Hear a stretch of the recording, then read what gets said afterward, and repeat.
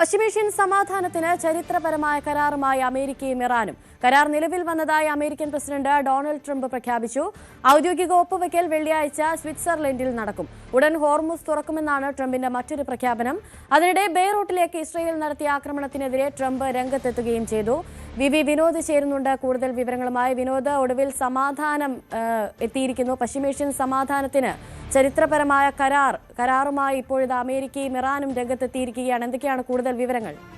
അനുശ്രീ, വെള്ളിയാഴ്ചയായിരിക്കും ഈ കരാർ ഔദ്യോഗികമായി പ്രാബല്യത്തിൽ വരിക. സ്വിറ്റ്സർലൻഡിൽ വെച്ചായിരിക്കും കരാർ ഒപ്പിടുന്നത്. പക്ഷേ കരാറിൻ്റെ കരട് ഇരു രാജ്യങ്ങളും അംഗീകരിച്ചു. ഇതിൻ്റെ പ്രഖ്യാപനമാണ് ഡൊണാൾഡ് ട്രംപിൻ്റെ ഭാഗത്ത് നിന്ന് ഉണ്ടായിരിക്കുന്നത്. വളരെ സുപ്രധാനമായ ഒരു ചുവടുവയ്പ് തന്നെയാണ്. പശ്ചിമേഷ്യയിൽ സമാധാനം കൈവരുക എന്നത് ഈ രാജ്യങ്ങൾ തമ്മിലുള്ള ഇസ്രായേൽ അമേരിക്ക സഖ്യം, അതോടൊപ്പം തന്നെ ഇറാൻ ഒരു വശത്ത്, ഗൾഫിലെ രാജ്യങ്ങൾ നേരിട്ട പ്രതിസന്ധി, ഇതിനപ്പുറത്തേക്ക് മറ്റു രാജ്യങ്ങൾക്ക് കൂടി വലിയ പ്രതിസന്ധി ഉണ്ടാകുന്ന തരത്തിലായിരുന്നു യുദ്ധത്തിൻ്റെ ദിനങ്ങൾ. അതിനാണ് പര്യവസാനമാകുന്നത്. മാത്രമല്ല, ഹോർമുസ് തുറക്കുമെന്ന ഒരു പ്രഖ്യാപനം കൂടി ട്രംപിൻ്റെ ഭാഗത്ത് നിന്ന് ഉണ്ട്. ലോകത്തിലെ കപ്പലുകളെ നിങ്ങളുടെ എഞ്ചിനുകൾ ഓൺ ചെയ്തോളൂ, സ്റ്റാർട്ടാക്കിക്കോളൂ, എണ്ണ ഒഴുകട്ടെ, അങ്ങനെ ഒരു കുറിപ്പാണ് ട്രംപിൻ്റെ ഭാഗത്ത് നിന്ന് ട്രൂത്ത് സോഷ്യലിലൂടെ ഇപ്പോൾ പുറത്തു വന്നിരിക്കുന്നത്. അതായത് ഇന്ത്യ അടക്കമുള്ള രാജ്യങ്ങൾ നേരത്തെ നേരിട്ടിരുന്ന പ്രതിസന്ധിയുണ്ട്, ഊർജ്ജ പ്രതിസന്ധി അല്ലെങ്കിൽ ഈ ഓയിലുമായി ബന്ധപ്പെട്ട് നിന്ന പ്രതിസന്ധിയുണ്ട്. അതിനൊക്കെ തന്നെ പരിഹാരമാകുന്ന തരത്തിലേക്ക് ഒരു കരാറിലേക്ക് എത്താൻ ഈ രാജ്യങ്ങൾക്ക് കഴിഞ്ഞിരിക്കുന്നു എന്നതാണ്.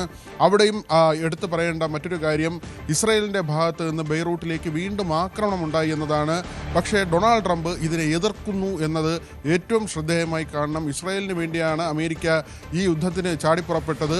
എന്നാൽ ഇങ്ങനെ ഒരു സമാധാന കരാറിലേക്ക് പോകുമ്പോൾ, അങ്ങനെ ഒരു ഉടമ്പടിയിലേക്ക് പോകുമ്പോൾ, കാര്യങ്ങൾ ശുഭകരമായി പര്യവസാനിക്കുമ്പോൾ ഇസ്രായേൽ വീണ്ടും അവരുടെ ഈ ആക്രമണ സ്വഭാവം കാണിക്കുന്നു. ഹിസ്ബുള്ളയ്ക്ക് നേരെയുള്ള ആക്രമണം അവർ നടത്തുന്നു. അത് പാടില്ല.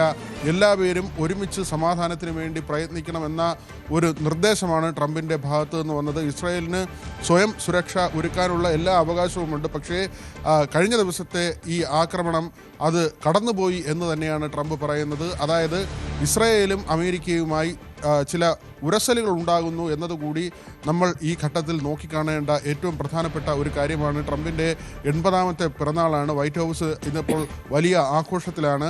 ഇങ്ങനെ ഒരു സമാധാന കരാറിലേക്ക് പോകാൻ കഴിഞ്ഞതുകൊണ്ട് തന്നെ ട്രംപിൻ്റെ ജന്മദിനം അതിന് സവിശേഷമായ ഒരു സ്വഭാവം കൂടി അദ്ദേഹം കൊണ്ടുവരുന്നുണ്ട്. കാരണം നേരത്തെയൊക്കെ തന്നെ പല യുദ്ധങ്ങൾ അവസാനിപ്പിച്ചത് താനാണെന്ന് ട്രംപ് അവകാശപ്പെടുകയും സമാധാനത്തിനുള്ള നൊബേൽ സമ്മാനം തനിക്ക് ലഭിക്കണമെന്ന് ആവശ്യപ്പെടുകയും ചെയ്ത ഒരു ലോക നേതാവാണ്. അദ്ദേഹത്തിൻ്റെ ജന്മദിനത്തിൽ തന്നെ ഇങ്ങനെ ഒരു കരാർ പ്രാബല്യമാകുമ്പോൾ അതിന് മറ്റൊരു മാനം കൂടി കൊണ്ടുവരാൻ ട്രംപിൻ്റെ ഭാഗത്ത് നിന്ന് ശ്രമമുണ്ട്. ഏതായിരുന്നാലും വെള്ളിയാഴ്ചയായിരിക്കും ഈ കരാർ യാഥാർത്ഥ്യമാകുക. മറ്റൊന്ന്, ഈ എണ്ണ വിപണിയിൽ ക്രൂഡ് ഓയിലിൻ്റെ വില ഗണ്യമായി കുറയുന്നു എന്നതാണ്. ഇപ്പോൾ ബാരലിന് $80 എന്ന നിലയിലേക്ക് വന്നിട്ടുണ്ട്. നേരത്തെയൊക്കെ യുദ്ധത്തിൻ്റെ ഒരു പീക്ക് സ്റ്റേജിൽ അത് $110 വരെയൊക്കെ ഉയർന്നതാണ്. പക്ഷേ അതിപ്പോൾ $80 വരെ താഴ്ന്നിരിക്കുന്നു. ഏതാണ്ട് 4% ഇടിവാണ് ഓയിൽ വിലയിൽ ഉണ്ടായിരിക്കുന്നത്. ആ തരത്തിൽ ശുഭകരമായ കാര്യങ്ങൾ നടക്കുന്നുണ്ട് ഇസ്രായേലും അമേരിക്കയും. പക്ഷേ ഇവിടെ ഒരു സ്വരച്ചേർച്ച ഇല്ലായ്മ അത് പ്രകടമാവുകയും ചെയ്യുന്നുണ്ട്. അനുശ്രീ, ശരി, വിനോദാണ് കൂടുതൽ വിവരങ്ങൾ നൽകിയത്.